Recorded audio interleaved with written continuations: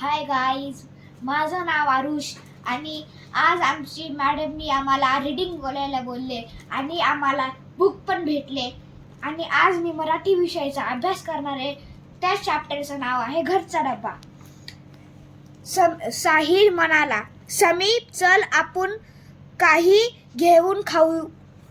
समीप, नको रे बाबा, मुळीच पैसे आणले नाही. साहिल, माझ्याकडे आहे ना, चल आपण बर्फाचा गोळा घेऊन मला खूप तहान लागलेली आहे. समीप, मुळीच नको, आणि तू माझा मित्र आहेस ना, मग माझे एक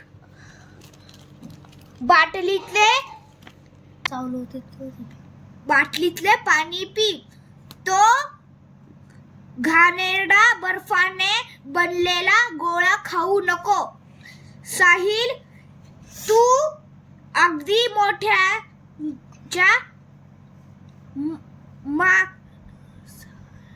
माणसांसारखा उद्देश करायला लागलास आहे.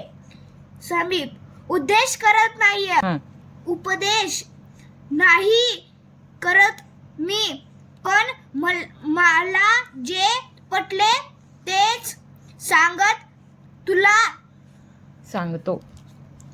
आपल्या वर्गातील चिंटू माहिती आहे ना, तो नेहमी बर्फाचा लाल लाल गोळा खातो. म्हणून त्याच्या घशातली गाठी सुजल्या आणि आता पडला आहे आजारी. 15 दिवस शाळा बुडाली बघ त्याची. साहिल, बरे, मग आपण मिठाई किंवा वडापाव खाऊ का? समीप, नको नको, बिलकुल नको. अरे, हे पदार्थ कुठे आणि कसे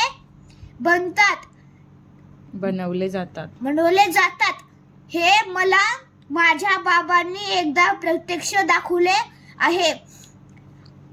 हाच मनुष्य ते वडे बनवत